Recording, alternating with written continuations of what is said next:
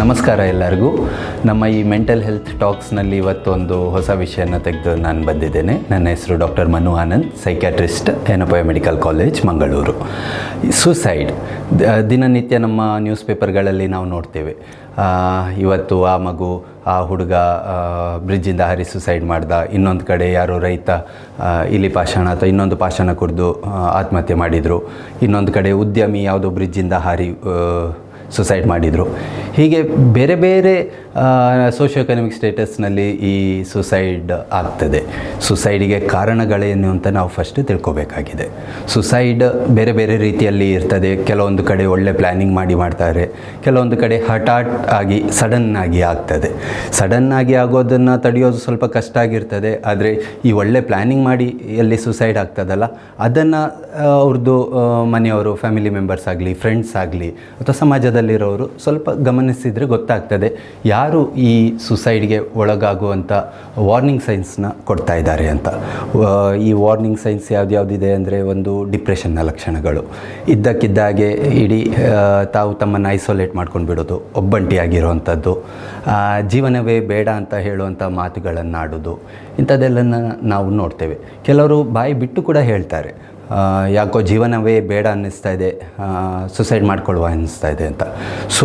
ಹೆಚ್ಚಿನ ಸಂದರ್ಭದಲ್ಲಿ ಏನಾಗ್ತದೆ, ಯಾರಾದರೂ ಹೀಗೆ ಹೇಳಿದಾಗ ನಾವು ಅದನ್ನು ಇಗ್ನೋರ್ ಮಾಡ್ತೇವೆ. ಇನ್ನೂ ಕೆಲವು ಸಂದರ್ಭದಲ್ಲಿ ಕೆಲವರು ಅದನ್ನು ತಮಾಷೆ ಮಾಡಿ ಅದನ್ನು ನಿರ್ಲಕ್ಷಿಸ್ತಾರೆ. ಯಾವತ್ತೇ ಆದರೂ ಯಾರೇ ಒಬ್ಬರು ಸುಸೈಡ್ನ ವಿಷಯ ಮಾತಾಡಿದಾಗ ನಾವು ಸ್ವಲ್ಪ ಅದನ್ನು ಗಮನ ಕೊಟ್ಟು ಕೇಳಬೇಕು. ಯಾಕೆ ಹಾಗೆ ಮಾತಾಡ್ತಾ ಇದ್ದಾರೆ, ಏನು ವಿಷಯ ಅಂತ ತಿಳ್ಕೊಳ್ಳೋಕ್ಕೆ ಪ್ರಯತ್ನ ಪಡಬೇಕು. ಇನ್ನು ಈ ಸುಸೈಡನ್ನು ಹೇಗೆ ನಾವು ತಡೆಗಟ್ಟಬಹುದು, ಇದನ್ನು ನಾವು ಸ್ವಲ್ಪ ಆಲೋಚಿಸಬೇಕಾದಂಥ ವಿಷಯ. ಈ ಸುಸೈಡ್ನ ನಿಲ್ಲಿಸೋದಕ್ಕೆ ದೊಡ್ಡ ಡಾಕ್ಟರ್, ದೊಡ್ಡ ವೈದ್ಯ, ದೊಡ್ಡ ಸೂಪರ್ ಸ್ಪೆಷಲಿಸ್ಟ್ ವೈದ್ಯ ಬೇಕು ಅಂತ ಏನಿಲ್ಲ. ನಾನು, ನೀವು, ನಮ್ಮಂಥ ಸಮಾಜದ ಪ್ರತಿಯೊಂದು ಪ್ರಜೆಗಳು, ಪ್ರತಿಯೊಬ್ಬ ಮನುಷ್ಯರು ನಾವು ಅದನ್ನು ತಡೆಯೋದರಲ್ಲಿ ನಮ್ಮ ಎಫರ್ಟನ್ನು ಹಾಕಬಹುದು. ಹೇಗೆ? ಈಗ ಯಾರಾದರೂ ಈ ಮಾನಸಿಕ ಕಾಯಿಲೆ ಅಥವಾ ಬೇರೆ ಸ್ಟ್ರೆಸ್, ಒತ್ತಡಗಳಿಗೆ ಒಳಗಾದಲ್ಲಿ ನಾವು ಸ್ವಲ್ಪ ಅವರು ಹೇಳುವಾಗ, ಅವರು ಮಾತಾಡುವಾಗ ಸ್ವಲ್ಪ ಪೇಷನ್ಸ್, ತಾಳ್ಮೆಯಿಂದ ಅವರ ಮಾತನ್ನು ಕೇಳಬೇಕು.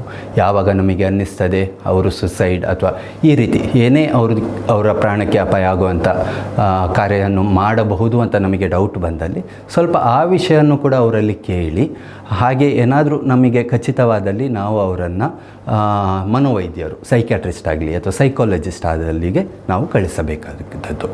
ಈಗ ಯಾವುದೋ ಹಳ್ಳಿಯಲ್ಲಿದ್ದಾರೆ, ಹತ್ತಿರದಲ್ಲಿ ಸೈಕ್ಯಾಟ್ರಿಸ್ಟ್, ಸೈಕಾಲಜಿಸ್ಟ್ ಇಲ್ಲ ಇಲ್ಲದಿದ್ದರೂ ಕೂಡ ಹತ್ತಿರದ ಪ್ರಾಥಮಿಕ ಆರೋಗ್ಯ ಕೇಂದ್ರದಲ್ಲಿರುವಂಥ ವೈದ್ಯಾಧಿಕಾರಿಗಳು ಕೂಡ ಇದರ ಕೌನ್ಸಲಿಂಗ್ ಅಥವಾ ಫಸ್ಟ್ ಏಡನ್ನು ಮಾಡಿ ಅವರನ್ನು ಮುಂದಕ್ಕೆ ರೆಫರ್ ಮಾಡ್ತಾರೆ. ಸೊ ನಮ್ಮ ಸಮಾಜದಲ್ಲಿ ಆಗಲಿ ಅಥವಾ ನಮ್ಮ ಮನೆ ಹತ್ತಿರ ಸುತ್ತಮುತ್ತ ಎಲ್ಲೇ ಯಾವುದೇ ಮಾನಸಿಕ ಒತ್ತಡ, ಡಿಪ್ರೆಷನ್ ಅಥವಾ ಬೇರೆ ಯಾವುದೇ ಮಾನಸಿಕ ಕಾಯಿಲೆಗೆ ಒಳಗಾಗಿದ್ದವರನ್ನು ಸುಸೈಡಿಂದ ತಪ್ಪಿಸೋದ್ರಲ್ಲಿ ಪ್ರತಿಯೊಬ್ಬರು ಶ್ರಮ ವಹಿಸಬೇಕಾಗಿದೆ. ಇನ್ನೊಂದು ಮಾತನ್ನು ನಾನಿಲ್ಲಿ ಹೇಳೋಕ್ಕೆ ಇಷ್ಟಪಡ್ತೇನೆ. ನಮ್ಮ ಮಕ್ಕಳು ಬೆಳೆಯುವಾಗಲೇ ಕೂಡ ನಾವು ಅವರಿಗೆ ಸ್ವಲ್ಪ ಒಂದಷ್ಟು ಕೋಪಿಂಗ್ ಸ್ಟ್ರಾಟಜಿಗಳನ್ನು ಹೇಳ್ಕೊಡ್ಬೇಕು. ಹೇಗೆ ಅಂದರೆ, ನಾವು ಪ್ರತಿ ಮಕ್ಕಳಿಗೆ ಗೆದ್ದಾಗ ಹೇಗೆ ಸಂಭ್ರಮಿಸಬೇಕು ಅಂತ ಹೇಳ್ಕೊಡ್ತೇವೆ. ಅದೇ ಯಾವಾಗ ಅವರು ಸೋಲು ಅನುಭವಿಸ್ತಾರೆ ಹೇಗೆ ಅದನ್ನು ಎದುರಿಸಬೇಕು ಅಂತ ಹೇಳ್ಕೊಡೋದ್ರಲ್ಲಿ ನಾವು ವಿಫಲರಾಗ್ತೇವೆ. ಈಗ ಪ್ರತಿಯೊಬ್ಬರಿಗೂ ತಮ್ಮ ಮಕ್ಕಳು ಫಸ್ಟ್ ರ್ಯಾಂಕೇ ಬರಬೇಕು ಅಂತಾರೆ, ಅದು ಸಾಧ್ಯ ಇಲ್ಲ. ಪ್ರತಿ ಓಟದಲ್ಲಿ ಫಸ್ಟ್ ಪ್ರೈಸೇ ಬರಬೇಕು ಅಂತಾರೆ, ಅದು ಸಾಧ್ಯ ಇಲ್ಲ. ಯಾವಾಗ ಆ ಮಕ್ಕಳು ಹಿಂದೆ ಉಳಿತಾರೆ, ನಾವು ಅದನ್ನು ಹೇಗೆ ಅವರನ್ನು ಪ್ರೋತ್ಸಾಹಿಸಿ ಫಸ್ಟ್ ರ್ಯಾಂಕ್ ಬರದೇ ಇದ್ದರೂ ಕೂಡ ಓಕೆ, ಮುಂದಿನ ಪ್ರಯತ್ನದಲ್ಲಿ ಇನ್ನೂ ಒಳ್ಳೆಯದಾಗಿ ನಾವು ಎಫರ್ಟ್ ಹಾಕ್ಬೋದು ಅಂತ ನಾವು ತಿಳಿಸಿಕೊಡಬೇಕು. ಇದರಿಂದ ಏನಾಗ್ತದೆ, ಮುಂದಿನ ಜೀವನದಲ್ಲಿ ಎಕ್ಸಾಮ್ಗಳಲ್ಲಿ, ಕಾಂಪಿಟೇಟಿವ್ ಎಕ್ಸಾಮ್ನಲ್ಲಿ ಏನೋ ಕಾರಣಾಂತರಗಳಿಂದ ಅವರು ವಿಫಲರಾದರೂ ಕೂಡ ಅವರ ಮನಸ್ಸಿನಲ್ಲಿ ಒಂದು ಧೈರ್ಯ ಇರ್ತದೆ. ಓಕೆ, ಈ ಸಲ ಏನೋ ನಾನು ಫೇಲ್ ಆಗಿದ್ದೇನೆ, ಇನ್ನೊಂದು ಪ್ರಯತ್ನ ಮಾಡುವ, ಅದರಲ್ಲಿ ಮುಂದೆ ಹೋಗಬಹುದು ಅಂತ. ಯಾವಾಗ ನಾವು ಅವರಿಗೆ ತುಂಬ ಸ್ಟ್ರಿಕ್ಟಾಗಿ ಈ ಸಲನೇ ಆಗಬೇಕು, ಈ ಸಲ ಫಸ್ಟೇ ಬರಬೇಕು ಅಂತ ನಾವು ತುಂಬ ಪ್ರೆಷರ್ ಹಾಕ್ತೀವಿ, ಆಗ ಮಕ್ಕಳು ವಿಫಲರಾದಾಗ ಪೇರೆಂಟ್ಸಿಗೆ ಉತ್ತರ ಕೊಡಲಾಗದೆ ತಾವು ಇಂಥ ಯಾವ ಕಾರ್ಯವನ್ನು ಮಾಡಬಾರದು, ತಮ್ಮ ಜೀವಕ್ಕೆ ಯಾವುದು ಅಪಾಯ ಮಾಡಬಾರದು ಅಂಥ ಕೆಲಸಗಳನ್ನು ಮಾಡೋ ಚಾನ್ಸಸ್ ಹೆಚ್ಚೇ ಇರ್ತದೆ.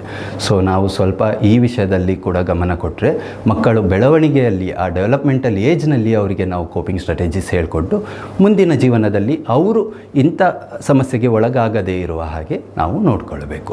ಇನ್ನು ಹೆಚ್ಚಿನ ವಿಷಯ ಸುಸೈಡ್ನ ವಿಷಯ ಆಗಲಿ ಅಥವಾ ಬೇರೆ ಮಾನಸಿಕ ಕಾಯಿಲೆಯ ವಿಷಯದಲ್ಲಿ ನಿಮಗೆ ಹೆಚ್ಚಿನ ಮಾಹಿತಿ ಬೇಕಾದಲ್ಲಿ ನಮ್ಮ ಈ ಹೆಲ್ಪ್ಲೈನ್ ನಂಬರ್ ಏನಪ್ಪೋಯದ್ದು ಪ್ರಸಾರವಾಗ್ತದೆ, ಅದಕ್ಕೆ ನೀವು ಕರೆ ಮಾಡಿ ಕೂಡ ತಿಳ್ಕೊಳ್ಬೋದು. ಧನ್ಯವಾದಗಳು.